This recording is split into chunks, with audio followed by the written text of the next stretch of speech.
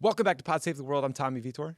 I'm Ben Rhodes. New York Times best-selling author twice over, Ben Rhodes. Yeah, we made it another week. A little drop Hell off. yeah. But we hung on. Thank you, Worldos, and thanks for the all the reviews, which I continue to read. And I note that some people say in the reviews, I don't normally do this, but you said you read the reviews, so I see you. I see you out there. Wow, look at this, this loop. We're closing the loop of information Yes. here. That's great.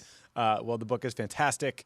Everyone buy it. Tell a friend to buy it. Well, we got a great show this week. So we got the results of Iran's presidential election. We'll do everything you need to know, and some stuff you probably didn't need to know about the Putin-Biden summit. Just kind of put a bow on that thing. El Salvador and Bitcoin is on the agenda. We have elections in France, the latest out of Afghanistan and Hong Kong, and then some fascinating rumors about a top Chinese intelligence official who may or may not have defected to the U.S., and how Israel is dealing with an unwanted house guest. All right, Ben, Iran has a new president. It's I guess it's an election in air quotes here for reasons we'll explain. But the 60-year-old hardline leader of Iran's judiciary, Ibrahim Raisi, is the president-elect of Iran. Turnout was low because many of the moderate or reform-minded Iranians refused to vote after all the moderate candidates were prevented from running. In fact, only 7 of 600 candidates got approved through this vetting process, so not a free and fair election in any way. Raisi is a bad guy. He's been accused of human rights abuses. He's on the U.S. sanctions list, which is pretty awkward if we're going to have to meet with him at some point. According to several human rights organizations, Raisi was part of a 4-man committee that sent approximately 5,000 political prisoners to their death back in 1988. This was more of an interesting anecdote, Ben. I guess he's considered a descendant of the Prophet Muhammad, which is why he wears a black turban. So interesting. There's speculation that Raisi is being groomed to replace the supreme leader one day. We learned a little bit more about what his election might mean for the U.S.-Iranian relationship on Monday when he said that Iran will not negotiate with the U.S. over its ballistic missiles program or Iran's support for various terrorist groups in the region, although I think he was clear on those points as a candidate as well. He also said he wouldn't meet with President Biden. He did suggest he was willing to restore ties with Saudi Arabia. So then, negotiations over the U.S. and Iran potentially re-entering the Iran nuclear deal are still ongoing. We're going from President Rouhani, who is this, won big in 2013 and 2017. He was unequivocally more moderate than Raisi, to this super hardline leadership now. What do you think this election means for the future of Iran and for the fate of the JCPOA? My mother, who I'm visiting my parents, walked in after reading about this the other day and was like, "So the supreme leader is still a real creep." And I mean, I thought that was a pretty astute observation. I mean, we've talked about this, but basically what they did is they barred any of the more reform-minded, moderate in the Iranian context candidates from running to kind of manufacture the pathway for this hardliner guy to get in there.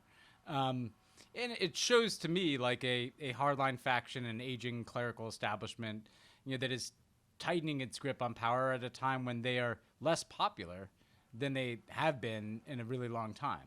So this is one of those cases where the authoritarian, gears kick in part because they're clenching tighter because of their own lack of support among the public.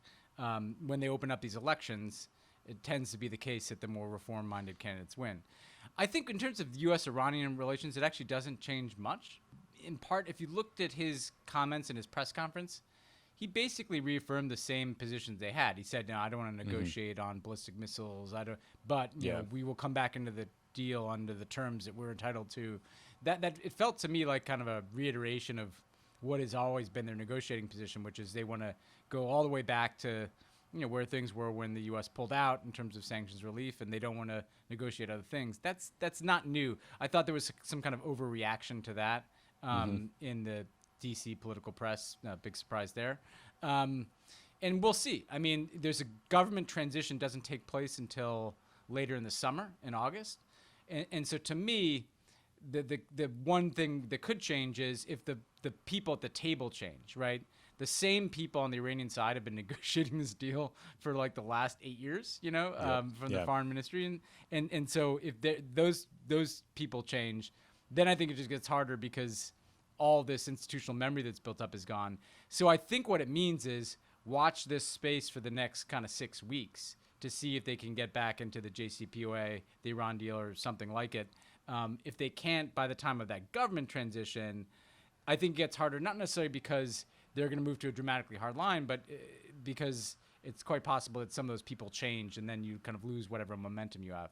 I think for Iran itself, though, I mean, it does suggest, a more hardline direction. But bear in mind, the supreme leader has always been the supreme leader.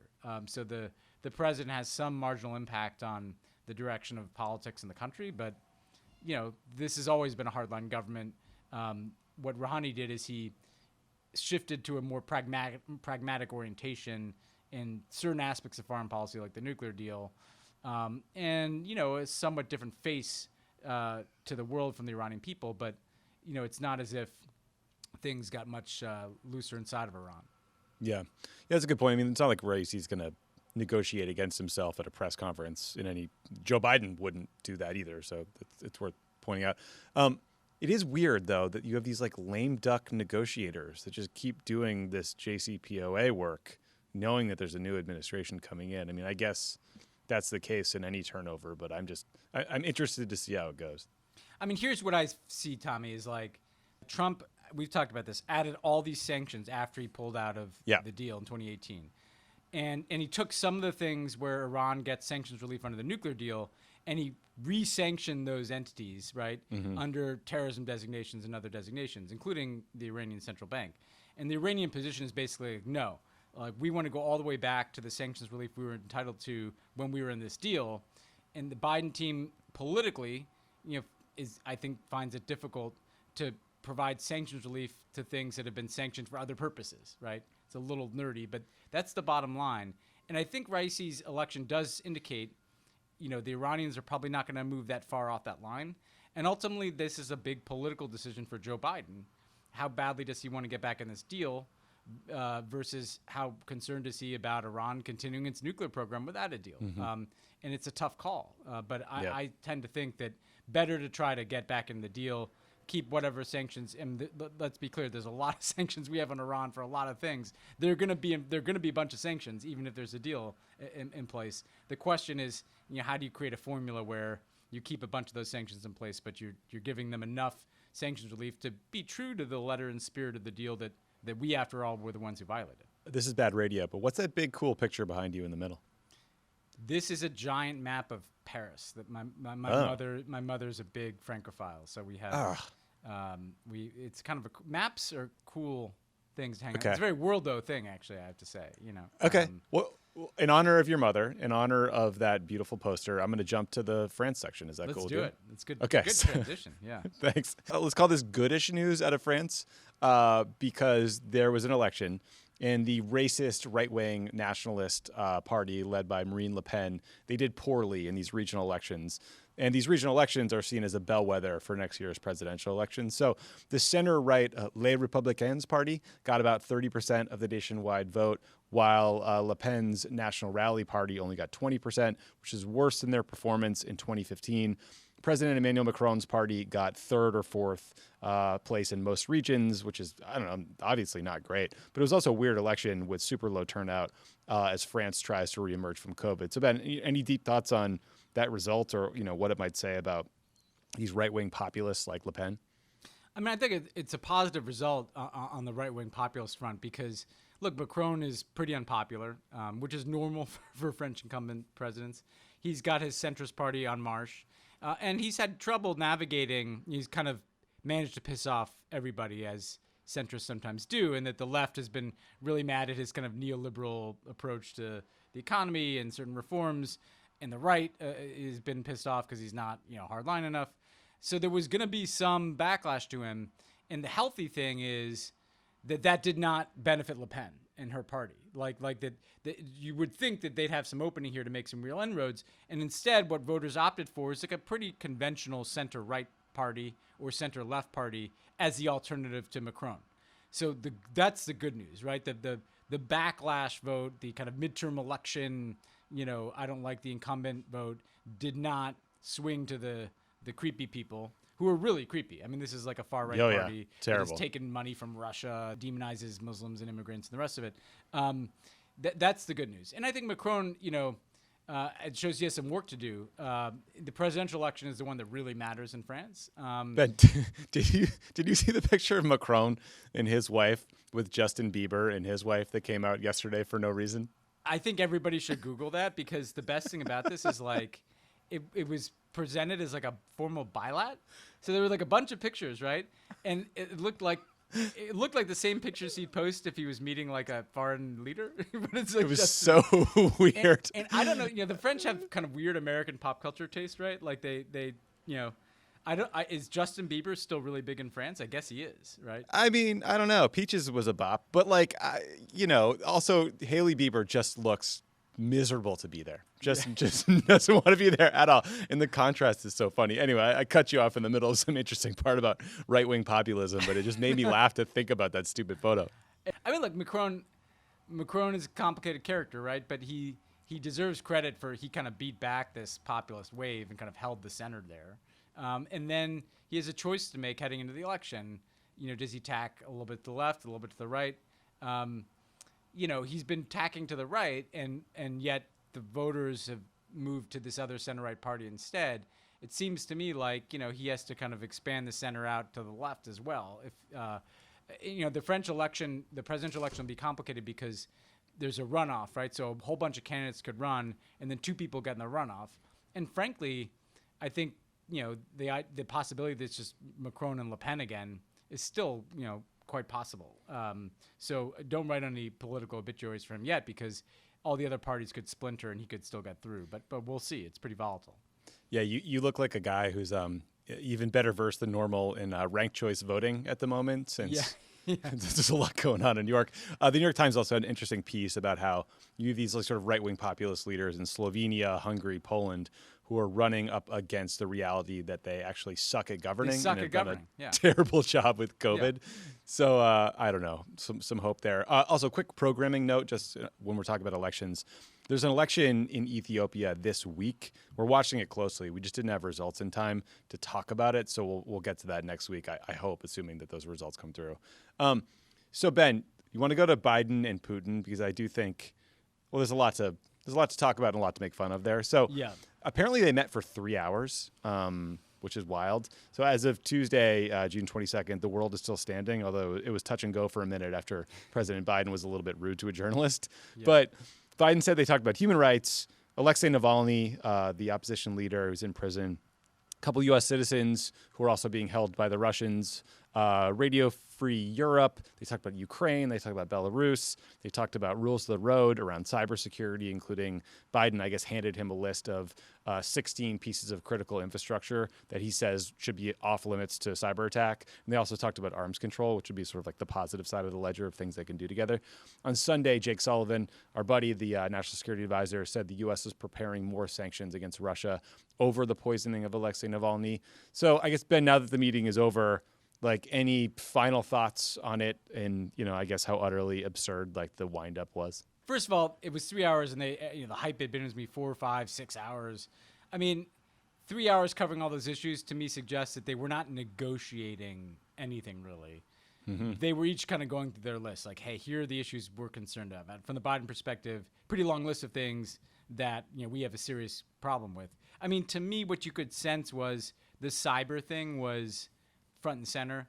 Yep. And that, clearly one of the purposes of the meeting was kind of this warning of, hey, if there continue to be these cyber attacks and ransomware attacks from within Russia at the United States, like, we are going to respond with our own offensive cyber attacks against you. I mean, pretty clearly that was a message that was delivered, because people should know these ransomware attacks happening from within Russia, like, these criminal networks are very tied in with Russian oligarchs and Russian security services. So the idea that Putin couldn't do something about them is pretty ridiculous. So to me, that jumped out. I think it was very good to see him, lean in on Navalny, Biden lean in on that, and put down some markers and follow up and say, like, hey, we're going to do these sanctions. I think they're doing these sanctions Navalny related, not just because of his detention, but because they've been like rolling up his network. He had described to me for my book, like, I'm not just a dissident here. I got offices across the country. I got a lot of people working for me. Like, we're building a political movement around anti-corruption that could win an election someday. And, Putin is basically tried to smash that organization in the run-up to the summit. He kind of branded it an extremist group. He suggested that they were foreign funded or supported, which they're not. That's bullshit. So clearly, these issues around cyber and Navalny kind of rose to the level of, Ukraine election interference. Right. There's a longer list of things that are problematic in the relationship. And I think what Biden did is he laid down a bunch of markers. Now, as Biden himself suggested, they'll see what happens over the next 6 months or a year. And, if Putin continues this kind of provocative, aggressive behavior, which I think is more likely than not, Biden can at least say, next time we have to do sanctions or, if we have to do some cyber response, hey, I warned you. I told you if you guys kept doing this, there'd be a response. And that's it. I mean, the strategic stability talks, the arms control discussions, that's a welcome thing that there's at least an interest in, building on New START and discussing nuclear weapons and strategic stability, which is basically how do these two giant military powers avoid inadvertent escalation and hopefully have further arms control. But there was very little detail. I mean, it was kind of an agree to talking about things. So that's good if that leads to something. I hope it does. But other than that, you take one shot at this early in your presidency. Makes sense to do it. I don't have a lot of hope that Vladimir Putin's going to change, and you have to be willing to follow through if he doesn't. Yeah, we'll see what Bieber gets done at his future Putin by lab. Maybe they can negotiate something. The press wind-in was, which I was a part of, right, as an MSNBC contributor. I did more television, I think, in a few days than like ever before. I mean, what did that look like to you, Tommy? I mean, how would you have felt if you were like in the White House? I mean, they knew what they were signing up for by putting a big old summit at the end of a foreign trip in a third country like Geneva, I guess. But that was intense, Yeah, I'm of two minds of it, right? I mean, it did seem like. These news networks flew half of their newsroom to Geneva, which is an interesting choice given limited budgets. On the one hand, I was happy that everyone is talking about foreign policy because I find it interesting and, we care and it's good to get people to pay attention to this stuff.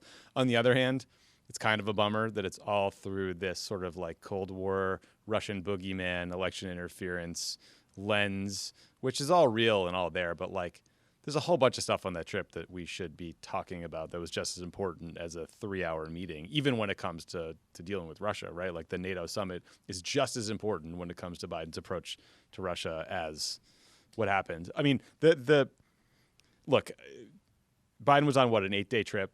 He did a press conference in the hot sun. He just had to sit through a 3-hour meeting with Vladimir Putin. There's not a lot of laughs getting exchange there, and you got a little chippy and a little terse in a Q&A with a reporter who sort of misstated his position on something. It was nice of him to apologize. I think politicians are human beings. It's not a big deal when someone is kind of like a chippy jerk at a press conference. You know what I mean? It just sometimes the press makes the story about themselves in ways that makes me roll my eyes a little bit because that certainly shouldn't have been the focus of that press conference or that day. I understand why they did it. The other alternative would have been to wait until you and Putin are at the same place, right? The climate change summit later in the year, the G20 later in the year. You kind of meet on the margins of that. Mm-hmm. I think they basically decided that was too long to wait. That there's just too much shit going on with Russia. We got to sit down with this guy.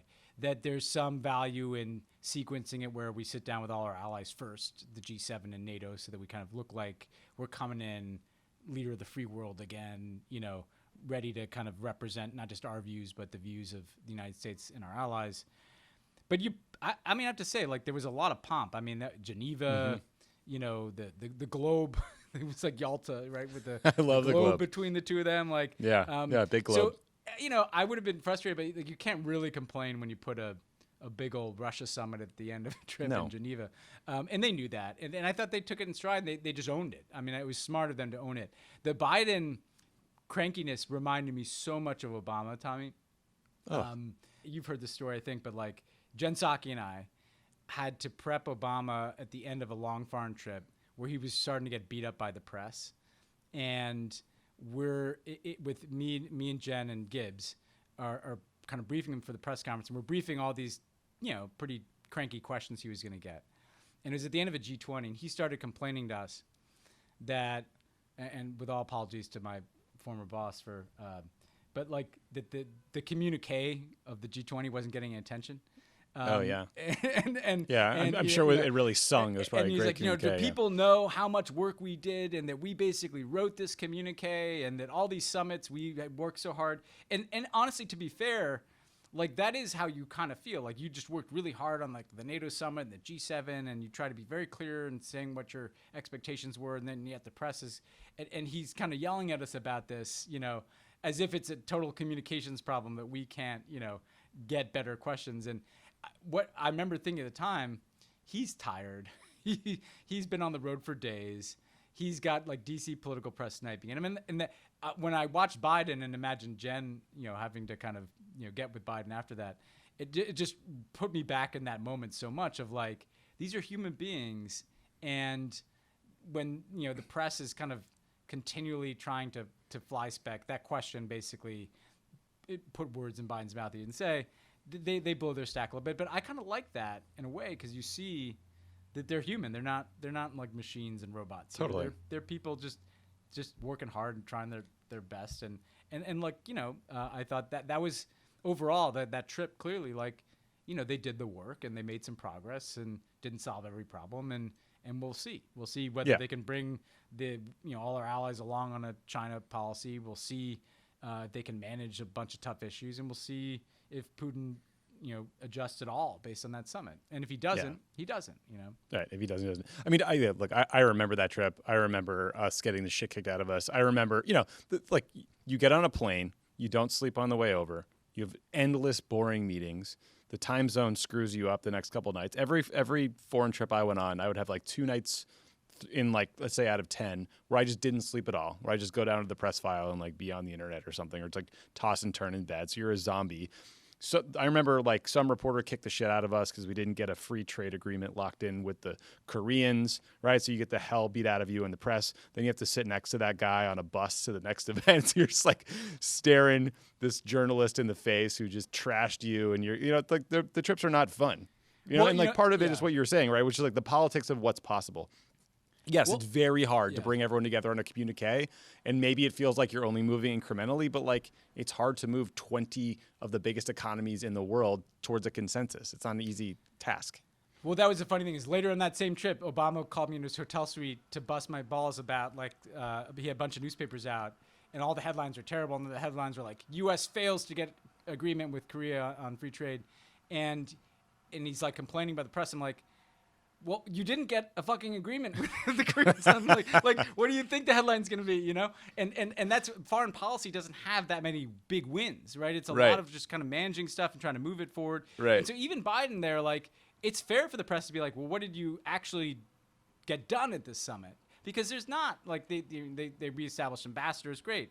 That doesn't mean it wasn't worth doing, but it does mean you're going to get asked, like, well, what's the evidence that Putin's changing? Like, so... Putin's not going to bend the knee in the meeting and then like crawl out to the press conference. Like, come on. Yeah. My biggest critique is maybe lose the globe because it was like a total like a Yalta kind of but Yalta Bond villain. But Putin was on time, so that's an achievement for them. Honestly, that surprised me. First meeting I was at with Putin, he was 40 minutes late for an Obama bailout. Didn't the Biden people make him show up first because they know that's his thing? They fixed it so that they knew, it's just pretty clever. Like you just can't be late because you're showing up first. Yeah, that's very smart. Apparently, he also didn't give Biden quite the same litany that he usually that he gave Obama in the past. There was some speculation as to why he treated Obama with more disrespect than Biden, which he's a racist. There were a bunch of world leaders who didn't treat Obama with a certain amount of respect. Netanyahu comes to mind, for instance. Putin. We'll get to him later. And if you look at their their domestic politics, what a surprise that people who are racist or bigoted, look at Putin with LGBT people, might harbor certain prejudices. But all in all, I think we'll see. The trip it was worth trying. Yeah, it's worth trying. Let's turn to a shitty authoritarian leader in our own hemisphere, which is President Bukele in El Salvador. So El Salvador voted to make Bitcoin legal tender. So that means you can pay your taxes in Bitcoin, you can list prices of goods in Bitcoin, and then, I assume probably most importantly for all like the Silicon Valley Bitcoin guys looking to avoid paying taxes, exchanges in Bitcoin won't be subject to capital gains tax in El Salvador. The sort of optimistic view of things is it will make it easier for people who have moved abroad from El Salvador to send money back home. They're called remittances. According to the World Bank, remittances to El Salvador make up nearly 1/5 of its GDP. That was in 2019, so it's a big deal. According to the language in the law, I guess 70% of Salvadorians don't have access to traditional financial services, and there's some hope that Bitcoin can help maybe fast track that process, get them banked. They don't use their own currency. They use the dollar currently. So I don't know, interesting stuff, Ben, but the best part of this story is that President Bukele said he has instructed a state-owned power company to develop a plan to power Bitcoin mining operations by using renewable energy from volcanoes. So we're going to have volcano-powered Bitcoin. You can't argue with that. That's cool. Here's the challenge, though. In the last year, the price of Bitcoin has been as low as $9,000 per Bitcoin, and as high as $64,000 per Bitcoin. It's like on a rocket ship down right now. I think it just hit 30. So I'm not sure that it's the best place to store your money long term if you're just like a farmer who's got a few bucks. Bigger picture, I don't know. I'm not anti-Bitcoin, Ben. I'm a little bit skeptical of like the Bitcoin evangelists who talk about it as this like sort of crucial democratizing force that gets rid of world banks, blah, blah, blah. But, this seems like it could be a great way to launder money and help Silicon Valley people get rich. But I don't know. What do you make of this? Are you excited about the volcanoes at least? I'm excited about the volcano piece of it. I mean, but look, when you've got like a increasingly authoritarian kind of almost cult of personality, an increasingly authoritarian, almost like cult of personality type guy who's like rocking the backwards hat in press conferences, getting into crypto, doing the volcano thing. Maybe that throws up some red flags that's not the right policy. You know what I mean? Like it does. Maybe that didn't emerge from a deeply thoughtful policymaking process, right? You just described every guy that I used to hang out with in San Francisco, like people who live near me in Pack Heights. Yeah, I mean, flag on the play. I'm just going to go out on a limb and say that it didn't feel like a well considered thing, but this guy clearly likes to get attention and fancies himself like, I don't know, some innovator. But there's been some talk about this for a while about Bitcoin being used in this way or as a reserve currency and stuff. And look, you put your finger on one thing, the volatility. I mean, the other thing is like, look, for all the problems of the U.S. government, and there are plenty, the U.S. dollar is backed by this massive institution that people can see and understand, even if they don't agree with everything the U.S. government does. That dollar, as a reserve currency around the world, is anchored in the fact that, people know that the most powerful institution in the world backs it up. I think that's going to change over time because people are getting sick of what the U.S. does, and including our overuse of sanctions and things. But moving to Bitcoin at this stage. Already the World Bank, the IMF, again, imperfect institutions, but they're kind of taking a step back. Like, can we really work with this government if this is what they're doing? It just feels premature. It doesn't mean there's not a role for cryptocurrencies at some point, but I mean, they're human beings, right, whose livelihoods are at stake here in El Salvador. Like a cool crypto experiment doesn't feel like the right thing to do by those people. If a bunch of crypto nerd worldos want to convince me otherwise, like, I'm open to all ideas here, but to me it felt like, maybe this has not been thought through. Yeah, that's exactly my take. Like, I'm cool with Bitcoin. I'm happy to learn more about it. Interesting to see the way it's used, but like, I don't know. I just hope El Salvador doesn't go all in, because you wouldn't want to see a bunch of normal people get hurt by a collapse of some digital currency. By the way, because some Bitcoin hedge fund asshole decided to like mess around with the price of the currency, and so then suddenly a bunch of people in El Salvador are fucked. Like that's a little worrisome.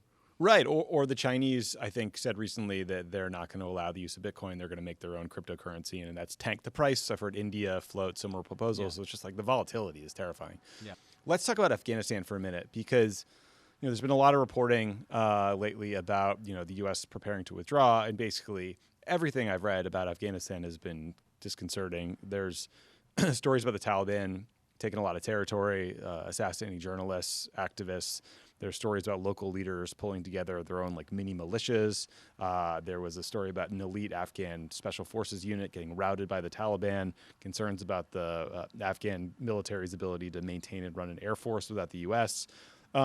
So the latest is President Biden has invited the Afghan president, Ashraf Ghani, to the White House on Friday. He's going to be joined by Abdullah, who is the chairman of this group that's trying to get the Afghan government and the Taliban to forge a peace deal. They're like leading these talks. There was an interview, Ben, that I saw with former President Hamid Karzai, who said the international community came here 20 years ago with this clear objective of fighting extremism and bringing stability, but extremism is at the highest point today, so they have failed. It's hard to argue with that, but also, Hamid Karzai was part of the problem for a long time, so it's challenging to hear from him. Also really concerning is the very slow pace of getting visas to individuals who helped out the U.S. government in some capacity over the years as translators, what have you. That process is bogged down. So again, the deadline for getting these troops out of Afghanistan, the U.S. troops, is by the end of this summer. Where's your level of anxiety or concern about the U.S.'s ability to meet that deadline responsibly, and then just more broadly for how these talks are going in the future of the Afghan government? Everything looks about on the spectrum of things that you thought could happen. Yeah. Like most of the things that have happened suggested it's the worst end of the spectrum. That the Taliban is not really interested in anything other than trying to continue to conquer territory and terrorize their opponents. And so I think what he has to do, for starters here, it's good to have Abdullah and President Ghani to the White House, and but have a realistic conversation. What can we do to help here? Because again, I'm not entirely sure that 2,500 U.S. troops staying would make the difference either. But is there assistance? Is there military assistance? Is there other kinds of assistance that would be useful? Is there something that the rest of the world can do in conjunction with the United States or with NATO to help provide certain types of assistance? Are we missing something on the diplomatic track here? Should we be leaning on neighbors like Pakistan, for instance, who've been pretty obviously in bed with the Taliban over the years? I just think having a listening session here where they're just brainstorming what can we do to help avert the worst outcomes from happening, or mitigate against some of the things that are happening. And then, to your point, I don't get this thing about the visas. I mean, they've got to get these people out of there. Relax the vetting. Vet them here. Vet them here. This would be such a stain on us if thousands of people who worked with us are therefore targeted. I mean, I'm sorry, just get them out and do the vetting somewhere else. It just doesn't feel tenable to me morally, to not at least be giving the appearance that you're doing everything you can to get everybody out who worked with us, as a minimum baseline here. Yes, I totally agree with that. And then one other story that has a negative trajectory before we get some hopeful stuff to the close. So the news out of Hong Kong also keeps getting worse. So Reuters broke the story that Apple Daily, which is one of the last pro-democracy independent media sources in Hong Kong, is probably going to have to stop publishing. So we've talked about this a bit before. Apple Daily's founder, Jimmy Lai, was arrested under Hong Kong's relatively new national security law that just basically criminalized all dissent and democracy itself. So last week, authorities then froze Apple Daily's assets and charged some of its senior executives under that same national security law. So things are just becoming untenable for them. Ben, what is the impact, do you think, of Apple Daily fully shutting down for Hong Kong and for the press in the area? People to understand the context, I in my book, I walk people through how Hong Kong has steadily been kind of swallowed up by the Chinese Communist Party. And one of the things I heard, this was a whole of society effort, and the media was a key focus of this. And a few years ago, you saw an escalation of the Chinese Communist Party and kind of affiliated tycoons, kind of pro-CCP tycoons, just buying up the media in Hong Kong, right? And to the point that the only remaining kind of island of not just pro-democracy, but just independent journalism was Apple Daily. And not only are they buying up the media, they're literally also distributing newspapers, in these giant apartment buildings for free, right? Like here's we're just going to mainline the propaganda to your door while removing any other options that you have. And oh, by the way, if people may recall, they basically abducted and kidnapped a few publishers. They basically abducted and kidnapped a few booksellers, right? To get at the capacity to have an independent.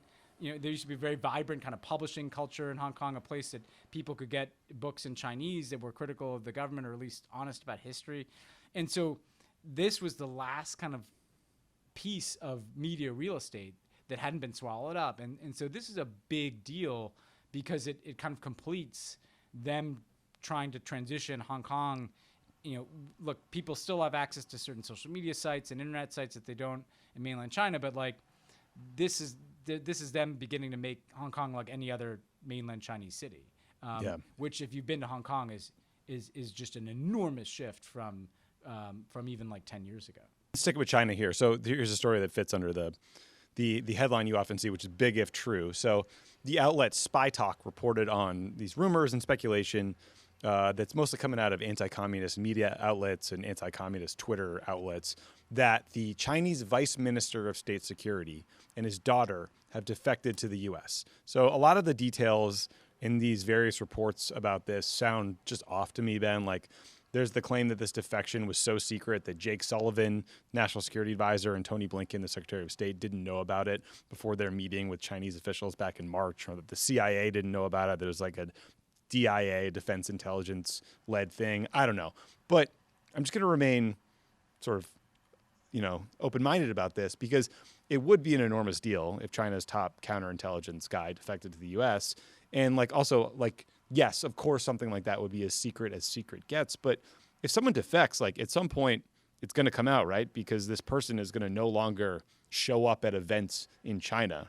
I mean, so it was an interesting report. I wasn't sure what to make of it. If someone defects, presumably there's some period of time where they're like debriefing that guy, and trying to figure out like where does he go. And a lot of polygraphs, I bet. Yeah, it's certainly possible that there would be like some lag time before the world learned about this. I mean, I think what's most interesting to me about this is, one, we don't know that much about the internal workings of the Communist Party leadership, and I mean, I don't think I'm like, like it's a pretty closed box, and so something like this would be massive because we could have insights into kind of personal rivalries and whatever, but two, we have a tendency to kind of these days ascribe like that everything is going great for the Chinese, like everything, the Chinese Communist Party is just ascendant in the world and there's no problems there. Like they've got all kinds of domestic problems. They've got, when you've got this kind of power play like Xi Jinping's made, it alienates other people in the system. Mm-hmm. There's pushback, there's corruption, there's, so to me, whether this is true or not, at some point that dam is going to break and stuff like this is going to happen, particularly because the Chinese Communist Party's gotten much more punitive and locking people up and punishing people and showing that nobody's above the law. Like we're going to go after business tycoons and former high-ranking officials. At some point that is going to lead to a scenario where you have people defecting or trying to get out. And I'd be fascinated, not that we'd all learn this, but the U.S. government would learn a lot from that, believe me.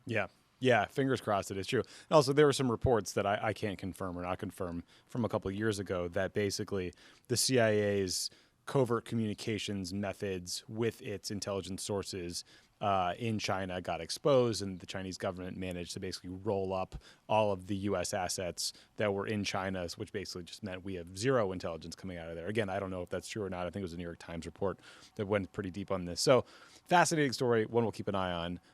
Two more quick things. So Ben, those times when you have somebody over, like a bunch of people, and like the night is clearly winding down, but some of your guests just like won't take the hint and get the hell out of your house. Yeah. That is what's happening to the entire country of Israel right now. So, as we've discussed previously, Bibi Netanyahu, he's out. He got the boot, no longer prime minister. But he now says that he and his family won't move out of the official residence until July 10th, which is a month after he lost the election, or at least lost the government formation process. So there's reports that he has been illegally shredding documents. Protesters helpfully showed up at the residence with a moving truck that said crime minister on the side, which I think is very nice. That's pretty good. So Yeah, pretty good. Depending on your perspective, right? This is either shocking and brazen or not at all surprising, given that Bibi and his wife are probably being prosecuted for corruption and using his office for personal gain. So, of course, he's squatting in that office. But, former U.S. ambassador to the UN and, on again, off again, Trump stooge Nikki Haley visited Netanyahu at the official residence after he was no longer prime minister, right? And took a photo op and called him prime minister in her tweet. So, I don't know, Ben, besides like filming these bizarre little videos where he brags about how much he stuck it to the United States, what the hell do you think Bibi is doing in there? And like, I don't get, why give him this much time? Well, and there's been this kind of JV January 6th feel to the whole thing, like he's calling this the big lie, and there was a election fraud, and this is stolen from him. Now he won't move out of the house. I mean, here, like, okay, massively shredding documents, like, Argo style, right? Like just feeding stuff in the shredder. Given the number of crimes that he's alleged to have committed and that he's currently under indictment for, like, I'd say like there's a likelihood of that. Like ragers, like is Bibi having like just ragers? Is he just kind of trashing the place and like partying it up with? I bet his son is. Well, that's actually that's a possibility. Right? Like the Don like the Don Jr. clone over there could be having ragers. I don't know, stealing silverware, like I don't know. But like a guy who refuses to leave the prime minister's residence that is paid for by the Israel. It's not like he's paying a mortgage on this place.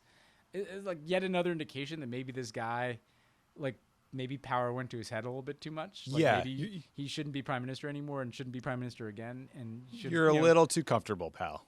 It's supposed to be a democracy, right? And Nikki Haley and them all go over there and say what a great democracy. He says, well, that's pretty undemocratic. Like just squatting in the prime minister's residence here.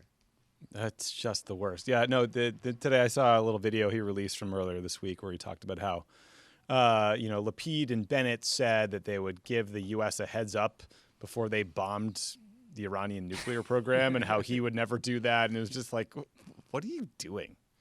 This is your message that the U.S. sucks and you'll never tell them anything.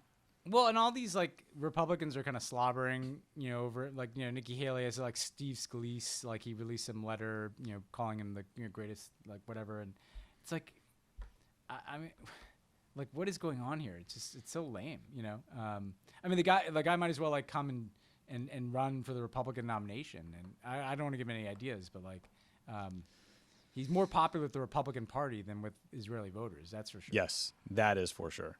Final thing. So, Ben, now that all of the New York-based and Boston-based teams have been eliminated from the NBA playoffs, have you switched over to the Euro 2020 soccer tournament?